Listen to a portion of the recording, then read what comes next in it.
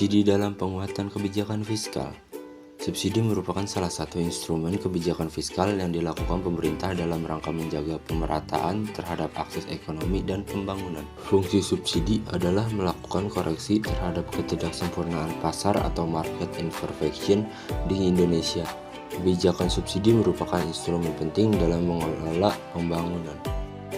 Poin selanjutnya, kenapa subsidi penting? Karena ada masyarakat yang dirugikan dalam proses pembangunan. Petani, keluarga miskin, dan orang tua jompo adalah kelompok yang masuk dalam daftar kebijakan subsidi. Hal ini tidak mengherankan, mengingat negara sebagai regulator juga berharap melalui rangkaian kebijakan dapat menyelesaikan kesejahteraan masyarakatnya. Ada dua model pembiayaan subsidi dalam konteks kebijakan fiskal. Pertama, subsidi langsung, yaitu program subsidi yang langsung diterima oleh target dari subsidi tersebut, seperti beras untuk masyarakat miskin atau raskin yang dilakukan oleh pemerintah Indonesia. Kedua, subsidi tidak langsung, yaitu program subsidi yang dilaksanakan untuk intervensi terhadap pasar atau market intervention. Biasanya berupa subsidi terhadap harga, seperti kebijakan subsidi BBM. Subsidi tidak langsung juga bisa dilakukan negara dalam rangka memberikan insentif terhadap input produksi, seperti subsidi pupuk. Lalu ada skema kebijakan subsidi di Indonesia. Di Indonesia, kebijakan subsidi sudah merupakan bagian utama dari kebijakan fiskal. Setiap tahun, pemerintah mengalokasikan anggaran negara untuk program-program subsidi. Ada dua pendekatan dalam menyusun kebijakan subsidi dalam ruang fiskal di Indonesia. Pertama, pemerintah meletakkan anggaran subsidi dalam satu blok anggaran khusus untuk subsidi. Di dalam blok anggaran tersebut terdapat dua item, yaitu anggaran subsidi energi dan subsidi non-energi. Selanjutnya, program subsidi diletakkan dalam program kebijakan pembangunan di kementerian dan kelembagaan di pemerintahan dan pemerintah daerah melalui APBD seperti anggaran kemiskinan, pendidikan, kesehatan, dan yang lainnya. Penguatan instrumen subsidi dalam rangka fungsi distribusi terhadap pemerataan pembangunan merupakan hal yang tidak mustahil untuk dilakukan dengan efisiensi pada subsidi energi dan menurunkan beban APBN terhadap beban bunga hutang dan ratusan triliun rupiah anggaran yang bisa dimanfaatkan untuk program-program pengendalian kemiskinan. Dan pada akhirnya, pemerintah haruslah merancangkan sebuah kebijakan fiskal pro terhadap kemiskinan supaya anggaran subsidi yang diberikan pemerintah dapat secara langsung dimanfaatkan bagi masyarakat untuk menanggulangi kemiskinan. Sekarang mari kita lihat tabel berikut. Pada kesempatan ini kami menampilkan dua tabel, yaitu tabel subsidi energi dan kompensasi, serta subsidi non-energi. Pada tabel subsidi energi, kita lihat ada tiga varietas penting, yaitu adalah subsidi BBM, subsidi LPG tabung 3 kilo, dan subsidi listrik, serta ada tambahan terkait kompensasi. Pada subsidi energi, subsidi terbagi dari tiga, yaitu subsidi tetap untuk solar, kurang lebih 1.000 per liter. Untuk subsidi LPG berupa subsidi selisih harga, di mana subsidi LPG per kilogram itu harganya 8.943 per kilo, sedangkan harga jual LPG itu berkisar 4.250 per kilo dengan volume 8,03 juta metrik ton. Yang ketiga adalah terkait subsidi listrik. Subsidi listrik diberikan bagi rumah tangga dengan ukuran 450 dan 900 VA. Dari tabel berikut, kami juga menjelaskan terkait subsidi non-energi. Subsidi non-energi ini yaitu ada subsidi pupuk, subsidi PSO, subsidi bunga kur, dan pajak DTP. Subsidi pupuk ini dapat diimplementasikan tujuannya untuk membantu langsung pupuk ke petani secara bertahap. Sedangkan subsidi PSO untuk meningkatkan pelayanan umum. Dan untuk subsidi bunga kur, ini pemerintah pada tahun 2024 menargetkan 12 juta debitur. Dan untuk subsidi pajak DTP itu adalah PPADTP, panas bumi, dan SPN Falas. Pada tiap tahunnya dari tahun 2014 sampai 2024 untuk subsidi energi ini ada kenaikan di tahun 2022 terkait kompensasi dan kembali turun di tahun 2023 dan tahun 2024 pada RAPBN. Sedangkan untuk subsidi non energi, untuk subsidi yang diberikan pemerintah cenderung untuk stabil dari tahun 2014 sampai 2024 pada saat pembentukan RAPBN. Dari penjelasan terkait subsidi pemerintah di tahun 2024, ada beberapa aspek yang perlu dicermati dalam melihat kondisi tersebut.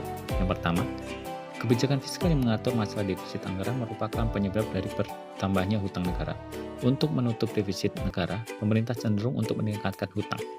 Ini perlu menjadi koreksi besar bagi pemerintah bahwa sistem kebijakan defisit perlu diperbaiki dengan skema anggaran berimbang seperti yang sudah lama diterapkan oleh Bank Indonesia.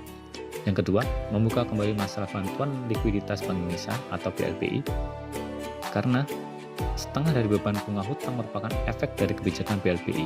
Negara saat ini masih menanggung sebesar kurang lebih 60 triliun per tahun bunga dari obligasi rekap dan sumber dari BLBI. Padahal BLBI yang merupakan kebijakan dalam rangka menyehatkan perbankan dalam ASEAN Finance Crisis justru dimanfaatkan oleh para debitur-debitur perbankan memperkaya diri dan memperkuat basis bisnis mereka. Ada beberapa permasalahan dalam kondisi fiskal saat ini terutama dari sisi pengeluaran. Pertama, ketidaksesuaian antara target program dengan alokasi anggaran. Kasus yang menarik adalah dalam kasus penanggulangan kemiskinan melalui program beras untuk masyarakat miskin atau biasa disebut dengan Raskin. Di beberapa kasus terlihat jelas bahwa anggaran untuk Raskin justru kurang efektif untuk mencapai sasaran kerawanan pangan masyarakat miskin karena dalam beberapa kasus di kelompok miskin, pertanian justru Raskin tidak dimanfaatkan. Kedua, persoalan efisiensi anggaran. Buruknya sistem perencanaan tata kelola dan pengawasan dalam birokrasi pemerintah menyebabkan belanja negara tidak efisien. Indikasinya terlihat semakin besarnya dana silpa setiap tahun. Ketiga, besarnya beban bunga hutang dan subsidi energi yang menyebabkan ruang fiskal yang tidak sehat. Oke, selanjutnya kita masuk ke dalam paradoks kebijakan fiskal pro kemiskinan. Dalam kebijakan fiskal di Indonesia, ada 6 fungsi dari kebijakan fiskal, yaitu fungsi otoritas, fungsi perencanaan, fungsi pengawasan, fungsi alokasi, fungsi stabilisasi, dan fungsi distribusi. Sebagai fungsi alokasi kebijakan fiskal harus dialokasikan sesuai target pembangunan untuk meningkatkan pertumbuhan ekonomi dan pembangunan yang lebih baik. Sedangkan sebagai fungsi distribusi, kebijakan fiskal harus mampu menciptakan pemerataan pembangunan dalam masyarakat, di mana filosofi dari kebijakan fiskal itu sendiri adalah pro-growth, pro-poor, and pro-sustainability. Instrumen dari dua fungsi kebijakan fiskal, yaitu fungsi alokasi dan fungsi distribusi, adalah alokasi anggaran yang pro terhadap pertumbuhan, kemiskinan, dan keberlanjutan, serta subsidi sebagai alat pemerataan pembangunan dengan sasaran utama adalah kelompok miskin. Peningkatan sisi penerimaan negara dalam APBN merupakan ruang fiskal, atau biasa kita sebut dengan fiscal space, yang besar dalam mendorong fungsi fiskal sebagai instrumen pertumbuhan ekonomi, pembangunan, dan pemerataan.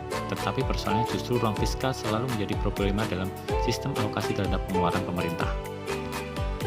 Rekomendasi kebijakan. 1. Pembuatan roadmap subsidi yang tepat sasaran. Pemerintah perlu menyusun peta jalan subsidi dengan target yang jelas untuk memastikan akses merata terhadap pembangunan. Fokus pada pengalokasian subsidi sesuai kebutuhan masyarakat. Negara harus masuk pada subsidi yang bersifat quasi goods untuk mengurangi kesenjangan ekonomi. Yang kedua, peningkatan subsidi pangan, pupuk, dan benih. Sektor pertanian, tempat mayoritas penduduk miskin bergantung memerlukan peningkatan subsidi.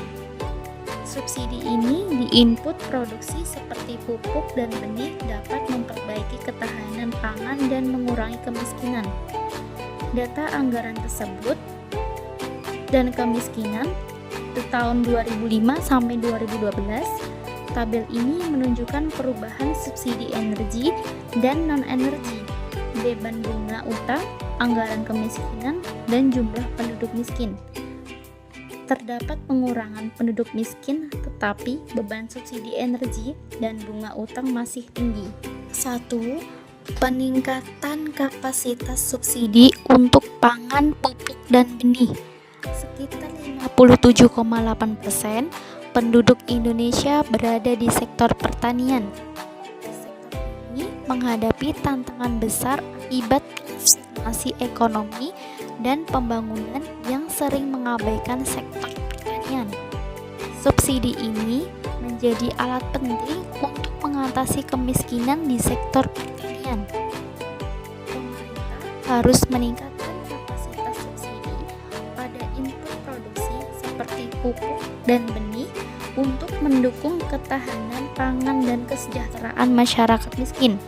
Yang kedua, pengendalian utang negara dan subsidi energi, penyelesaian kasus BLBI, dan pengelolaan beban utang penting untuk mengurangi resiko jangka panjang. Defisit APBN harus dikelola tanpa menambah beban utang secara berlebihan. Pemerintah perlu mempercepat penyelesaian polemik subsidi energi dan merancang kebijakan fiskal yang lebih terarah. Kesimpulannya yaitu pemerintah perlu meningkatkan efisiensi dalam subsidi energi dan alokasi anggaran untuk program pengentasan kemiskinan.